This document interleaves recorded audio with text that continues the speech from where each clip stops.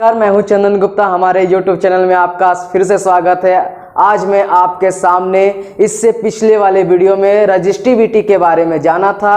आज मैं इस वीडियो के माध्यम से रजिस्टिविटी से रिलेटेड सभी पॉइंट को जानेंगे और मैं आपसे एक बात कहना चाहता हूं। मैं माफ़ी चाहता हूं कि कुछ दिन से मैं वीडियो को नहीं बना पा रहा था और ये रीज़न क्या है मैं एक्सप्लेन कर नहीं सकता, लेकिन हाँ मैं इतना ज़रूर बोलूँगा, अब से आपका वीडियो रेगुलर दिया जाएगा।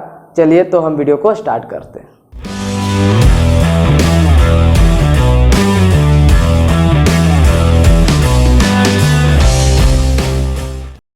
आइए हम रजिस्टिविटी से रिलेटेड सभी पॉइंट को जानते हैं। सबसे पहले क्या बोल रहा है, तो आइए सबसे पहले जानते हैं फर्स्ट पॉइंट को। ये क्या बोल रहा है, इट इज ए कांस्टेंट। मतलब क्या, जो भी वायर का लेंथ बढ़ाने या घटाने पर जो रेजिस्टेंस होता है वो क्या होता है, चेंज होता है, लेकिन रजिस्टिविटी चेंज नहीं होता। बात समझ में आई?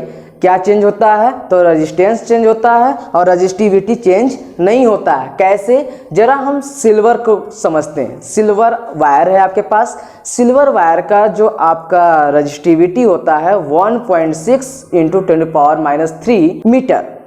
बात समझ में आई? लेकिन ये हमेशा हर वक्त इसका जो रजिस्टिविटी है, ये इसका जो सिल्वर वायर का जो वैल्यू है, जो रजिस्टिविटी वैल्यू है वो क्या है, हमेशा हमेशा क्या रहेगा, कांस्टेंट रहेगा। ये क्या बदल सकता है? नहीं बदल सकता है। लेकिन जो इसका रेजिस्टेंस है वो भले बदल जाए। क्यों? क्योंकि ये वायर का जो आपका लेंथ है, उसका जो अंदर का रेजिस्टिविटी है वो तो कांस्टेंट रहेगा ही। और लेकिन रेजिस्टेंस किस वजह से चेंज कर सकते हैं कि हमेशा मान लिया जाए रेजिस्टेंस को तरह तरह का चेंज करके उसका वैल्यू को रेजिस्टेंस के रूप में हम लगा सकते हैं। बात समझ में आई? आइए हम सेकेंड पॉइंट को जान लेते हैं। सेकेंड पॉइंट मेरा बोल रहा है क्या, कि range of resistivity of metals and alloys is 10⁻⁸ metre to 10⁻⁶ ohm metre. इसका मतलब क्या है कि मेटल और एलॉयज की रजिस्टिविटी रेंज जो होती है वो क्या होता है, हमेशा 10⁻⁸ से 10⁻�6। इसमें जो पावर है वो 10⁸ से क्या है, 10⁶ ओम मीटर है, यानी कम है। यानी तो क्या होगा, इसमें रजिस्टिविटी कम होने के कारण जो मेटल का या एलॉयज का, जो एलॉयज होते हैं वो क्या होते हैं, गुड कंडक्टर होते हैं। किसके कारण, जो हमारा रजिस्टिविटी कम होने के कारण क्या हो रहा है कि गुड कंडक्टर कहला रहा। जितना रजिस्टिविटी कम होगा वो वायर उतना गुड कंडक्टर कहलाएगा। बात समझ में आई? जिससे क्या होगा, चार्ज आसानी से फ्लो होगा।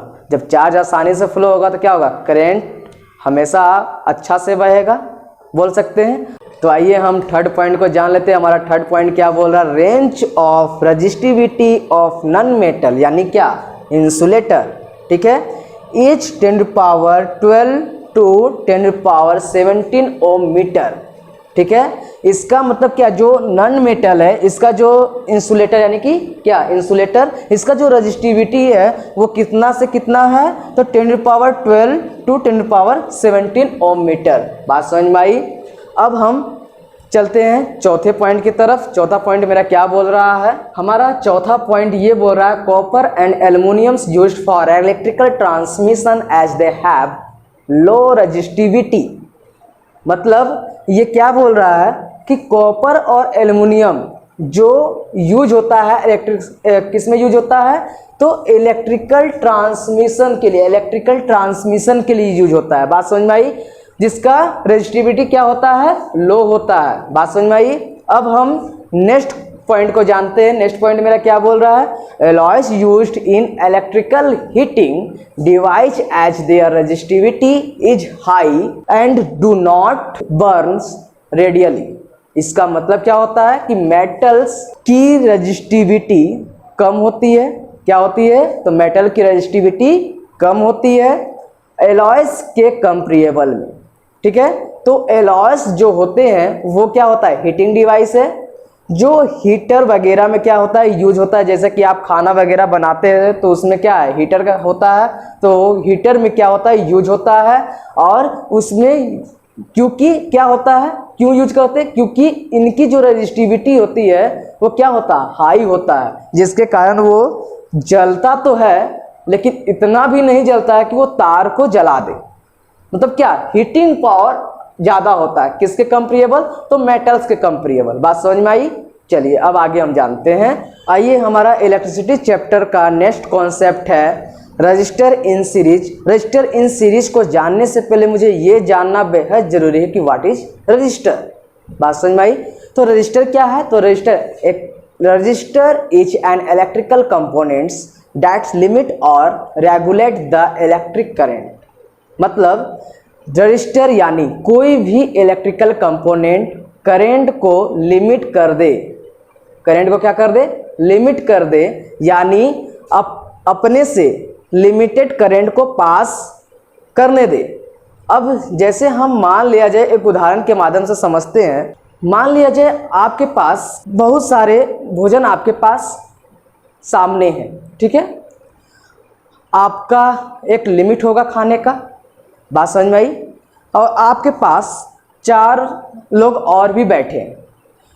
अब बताओ, अगर आपको खाने के लिए खाना को दे दिया गया, आप कितना खाना खा पाओगे, अपना लिमिट होगा एक। और जो ज़्यादा खाना होता है उसे क्या करते हैं, या तो किसी और को दे देते हैं या तो फिर आप नहीं खाते। तो यही चीज़ हमारे इलेक्ट्रिकल डिवाइस में भी होती है। इलेक्ट्रिकल में क्या होता है कि जो भी इलेक्ट्रिकल, मतलब कि मान लिया जाए एक बल्ब है और बल्ब में मुझे मान लीजिए 15 वोल्ट का बल्ब है, मतलब कि जो बल्ब करंट लेगा वो कितना वोल्ट लेगा, वो 15 वोल्ट। बात समझ में आई। लेकिन जो बाकी करंट क्या है, उससे क्या कर देता है, बाहर कर देता है, यानी कि उतना ही करंट को वो आने देता है जितना वो जो बल्ब है वो क्या करे, ले सके। बात समझ में आई।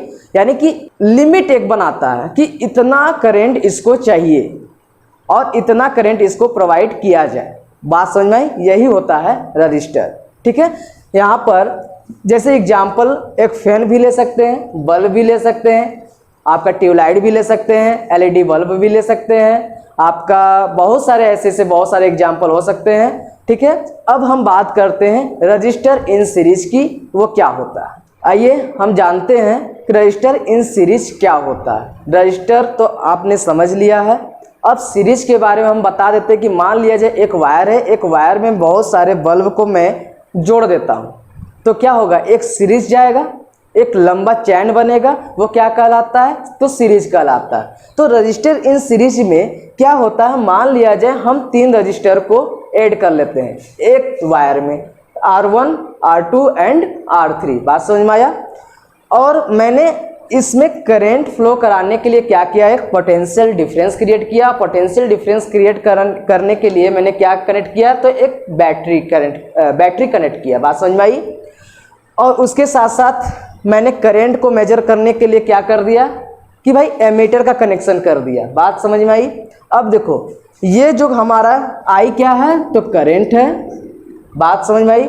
ये क्या है, तो पोटेंशियल डिफरेंस क्रिएट कराने के लिए मैंने एक बैटरी यूज किया, जो ये पॉजिटिव है, ये नेगेटिव है। मैंने आपको पहले ही बता दिया कि एमीटर पॉजिटिव को पॉजिटिव से कनेक्ट करते हैं, बैटरी के पॉजिटिव से पॉजिटिव को कनेक्ट करते हैं, और नेगेटिव को नेगेटिव से। बात समझ में आया। अब देखिए, हमारा जो चार्ज फ्लो होगा, मैंने आपको पिछले वाले वीडियो में भी बता चुका था कि जो चार्ज फ्लो होता है हमेशा पॉजिटिव से नेगेटिव की ओर फ्लो करता है। बात समझ में आई। इसलिए मैंने डायरेक्शन कहाँ कैसे दिया, तो पॉजिटिव से नेगेटिव की तरफ। अब यहाँ पर क्या होगा, मैं जो आपका ये पोटेंशियल डिफरेंस क्रिएट कराने के लिए, जो करंट फ्लो कराने के लिए जो बैटरी का यूज किया, जितने भी रेजिस्टेंस में जाएंगे करंट, वो क्या होंगे, तो करंट तो सेम होंगे। बात समझ में आई। जो R1 को करंट मिलेगा वो R2 को मिलेगा, जो R2 को मिलेगा वो R3 को मिलेगा। बात समझ में आई। अब यहाँ पर जो डिफरेंस क्या होगी, तो डिफरेंस होगी आपका वोल्टेज। बात समझ में आया कि भाई मान लिया जाए यहाँ पर हम अलग अलग रेजिस्टेंस का यूज किए हैं, तो अलग अलग रेजिस्टेंस का यूज किए तो हमारा वोल्टेज अलग अलग मिलेगा। हमारा अलग अलग वोल्टेज लेगा तो हमारा वोल्टेज क्या होगा, यहाँ पर डिफरेंस होगा।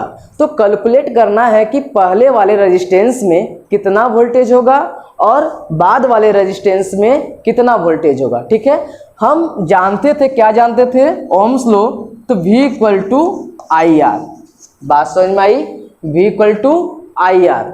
अब बताओ I क्या है, करंट है, R क्या है, रेजिस्टेंस है, एंड V क्या है, तो वोल्टेज है। अब मैं सिर्फ एक रेजिस्टेंस की बात कर रहा हूं कि कितना वोल्टेज ये लेगा। तो यहाँ पर एक वोल्टेज को कनेक्ट कर देते हैं और इसमें भी वोल्टेज को कनेक्ट कर देते हैं। सब में क्या कर देंगे, वोल्टेज को कनेक्ट कर देंगे और सबका वोल्टेज को क्या करेंगे, उसके बाद कैलकुलेट करेंगे। बात समझ में आया। तो मैंने क्या किया, यहाँ पर वोल्टेज को कनेक्ट कर दिया। अब यहाँ पर सब कुछ आपको सामने नजर आ रहा है। अब मैं कैलकुलेट करने जा रहा हूँ। ठीक है, V equal to I R. तो मैं पहले वाले रेजिस्टेंस की बात कर रहा हूँ, तो यहाँ से और पहले वाले वोल्टेज की बात करूँगा तो पहले वाले को क्या बोल देंगे, V1, और पहले वाले रेजिस्टेंस को क्या बोल देंगे, R1। तो यहाँ से क्या होगा, V1 equal to I R1 होगा। मैंने I1 क्यों नहीं लिया, क्योंकि जो भी करंट फ्लो करेगा तीनों रेजिस्टेंस के लिए सेम करंट होगा। बात समझ में आई, इसलिए यहाँ पर I1 ना दिया, क्योंकि I क्या है, तो इक्वल है सभी रेजिस्टेंस के लिए। तो क्या हो गया, V1 equal to I R1। तो डैट इज, इसी तरह से क्या हो जाएगा, V2 equal to I R2। बात समझ में आई। V3 इक्वल टू क्या हो जाएगा, आई R3। बात समझ में आई। अब बताओ V इक्वल टू, मुझे पता है फॉर्मूला क्या है, V equal to I R. बात समझ में आया। तो सभी के लिए वोल्टेज क्या होगा, V होगा। बात समझ में आया। और सभी के लिए रेजिस्टेंस R होगा। बात समझ में आया। तो हम यहाँ पर V equal to I R कर दिए, कोई दिक्कत। अब सारे को क्या कर देंगे, इससे जोड़ देंगे। कैसे, तो V इक्वल टू क्या होता है, आई आर। तो ये जो हमारा वोल्टेज है, क्या ये सभी के लिए वोल्टेज लिख लेगा, इसीलिए इनके सारे जगह पर क्या लिया मैंने, V लिया। और V इक्वल टू क्या लिया, आई आर, क्योंकि मैं सारे तीनों रेजिस्टेंस का वोल्टेज निकाल रहा हूं। ठीक है, तो यहां से V इक्वल टू क्या होता है, आई आर होता है ना। तो यहां पर मैं आई आर दे दूं, कोई दिक्कत, V के जगह पर आई आर दे दूं, कोई दिक्कत। क्यों, क्योंकि V इक्वल टू क्या होता है, आई आर। बात समझ में आया। अब बताओ, यहां से सारे वोल्टेज को जब मैं कैलकुलेट करूंगा तो भाई तीनों वोल्टेज का कैलकुलेट करूंगा, तो मैं बोल सकता हूं V1 plus V2 plus V3, total voltage का ये वोल्टेज है। तो यहां पर इसके बदले में क्या है, V equal to I R, इसलिए यहां पर क्या लिख दिया, आई आर। अब यहां पर बताओ, आई R1 लिख सकता हूं, that is V1 equal to I R1। इसी तरह से इसमें क्या हो जाएगा, आई R2, और इसमें क्या हो जाएगा, आई R3। बात समझ में आया। अब देखिए यहां पर क्या हो रहा है, सबके लिए करंट सेम हो रहा है। बात समझ में आया। तो बताओ, यहां से आई आर इक्वल टू, यहां से आई कॉमन आ जा रहा, क्यों, क्योंकि हमारा जो भी इस वायर में जो भी करंट फ्लो कर रहा सब सेम है। तो आई क्या हुआ, कॉमन आ गया। बात समझ में आ गया। अब यहां पर क्या बचेगा, R1 plus R2 plus R3। बात समझ में आया। अब बताओ, ये आई कैंसिल हो जाएगा, करंट तो निकल गया। क्यों, क्योंकि हमारा जो भी करंट इसमें फ्लो हो रहा था, क्या हो रहा था, सेम करंट फ्लो हो रहा था। बात समझ में आया। अब यहां से मुझे रेजिस्टेंस क्या निकल गया, R equal to R1 plus R2 plus R3 हमारा निकल गया टोटल रेजिस्टेंस। यानी कि मुझे टोटल रेजिस्टेंस निकालना रहेगा, तो वायर में जितने भी रेजिस्टेंस को मैंने जोड़ा है वो सारे रेजिस्टेंस को क्या कर देंगे, ऐड कर देंगे। तो वहां से मुझे क्या मिल जाएगा, टोटल रेजिस्टेंस मिल जाएगा। समझ में आया। इसीलिए हुआ R equal to R1 plus R2 plus R3। ठीक है। अब इसका यूज कहाँ होता है? आपको पता है कि भाई दिवाली में आप लोग बहुत बहुत बड़े बड़े झालर लगाते हैं, तो देखते होंगे कि जितने भी झालर लगे होते हैं, एक वायर में जितने भी बल्ब होते हैं, छोटे छोटे बल्ब, वो सारे के सारे जलते हैं। बात समझ में आया?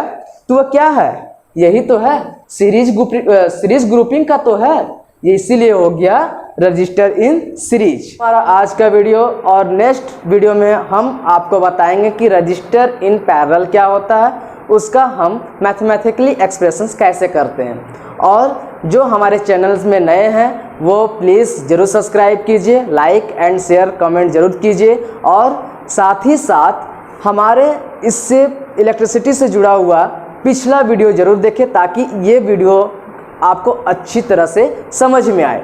और इस चैप्टर से जुड़ा किसी भी तरह का आपको नोट्स चाहिए तो उसके लिए हमारा इंस्टाग्राम आईडी का लिंक डिस्क्रिप्शन में दिया गया है, वहाँ पर जाकर आप डायरेक्ट मैसेज कर सकते हैं, वहाँ से आपको नोट्स जरूर प्रोवाइड किया जाएगा। तब तक के लिए धन्यवाद।